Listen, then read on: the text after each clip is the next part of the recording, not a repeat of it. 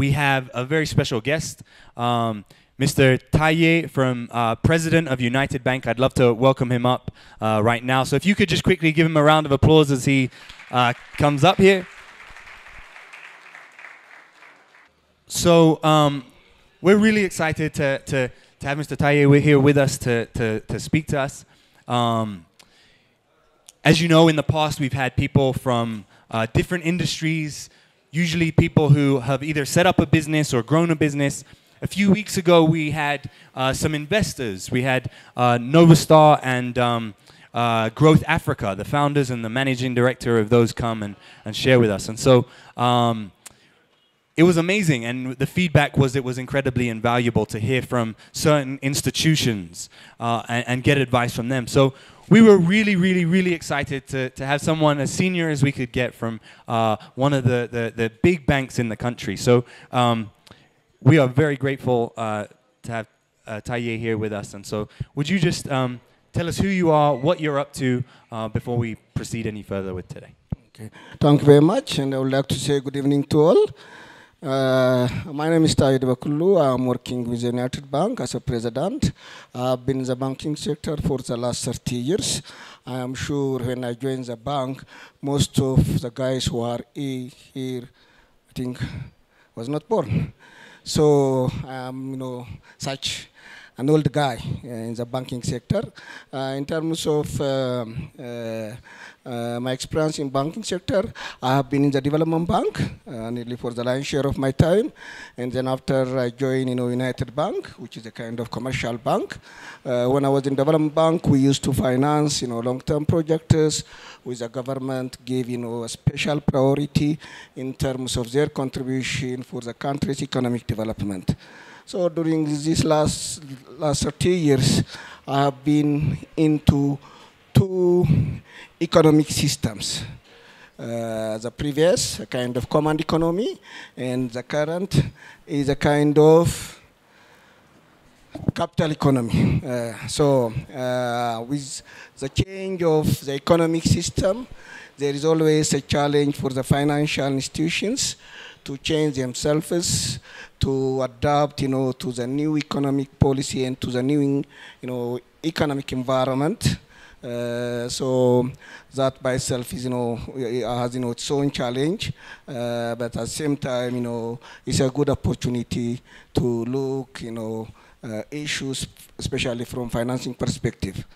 The other major difference, in terms of this bank is when I was in development bank, we used to mobilize our resource from international lenders like World Bank groups and other multinationals like European Investment Bank, African Development Bank, and the so-called the big financial institutions. There is nothing because of the challenge to raise the necessary fund within the country. But when I joined the commercial bank, that means the United Bank, we have to raise the fund, locally.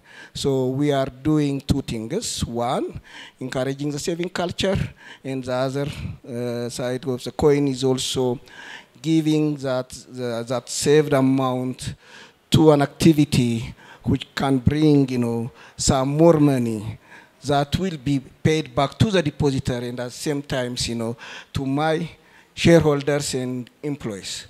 So that is always our challenge. Amazing. And so often, for those of us who want to set up businesses or work within business, when we look at the banking sector, almost there's a fear often of like, how do I even engage? And so this is an incredible, amazing opportunity to speak to Mr. Taye. And so we're going to open up the floor for question and answers shortly. So be sure to have your questions ready, and we'll take as many as of those as we can.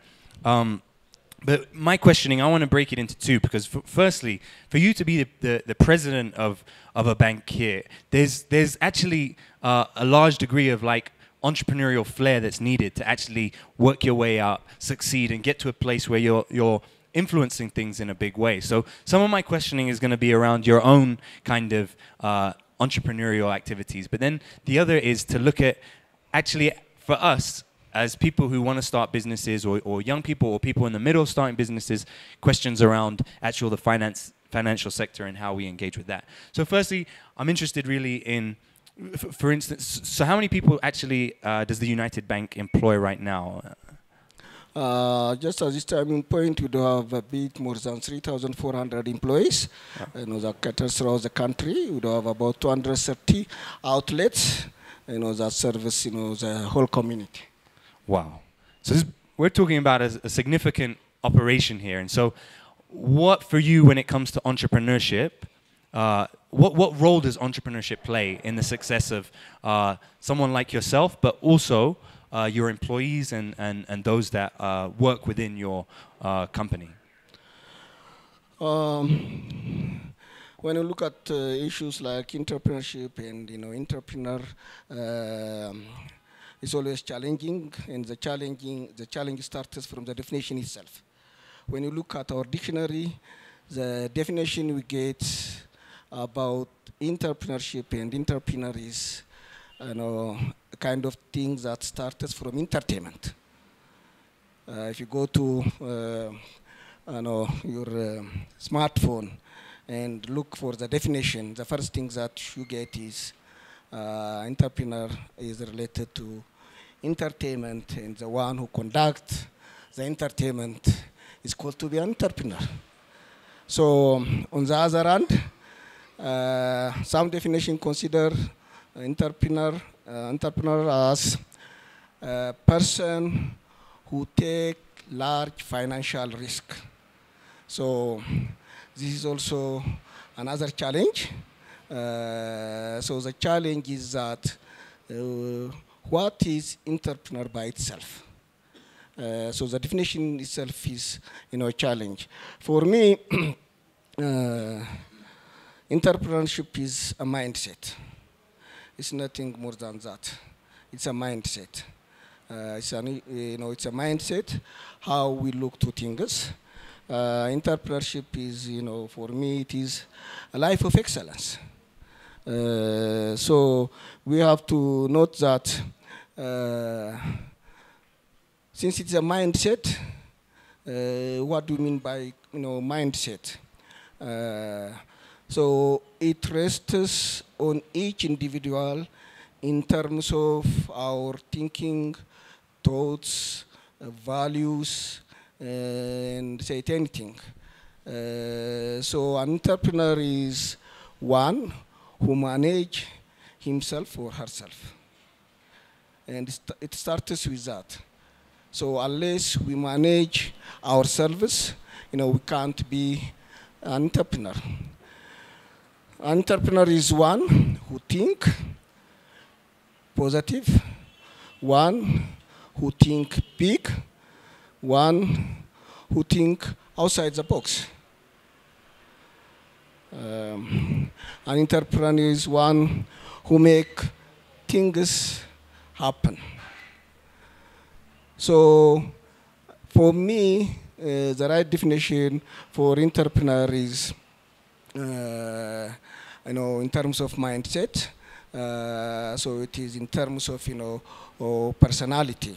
And most of the time, the default definition for entrepreneur is a man or a lady who run a business. So that's not the right meaning for me. An entrepreneur can be an employee to an organization, or an employee to a government office, or an employee to kind of community organizations, or member of social gathering, or kind of community leader. So the meaning of entrepreneur shouldn't be confined to business and risk only. That's the first point I want to make. So for you and your company, you would, I guess, there's some areas where you probably want people to be incredibly entrepreneurial thinking, right? Thinking outside the box.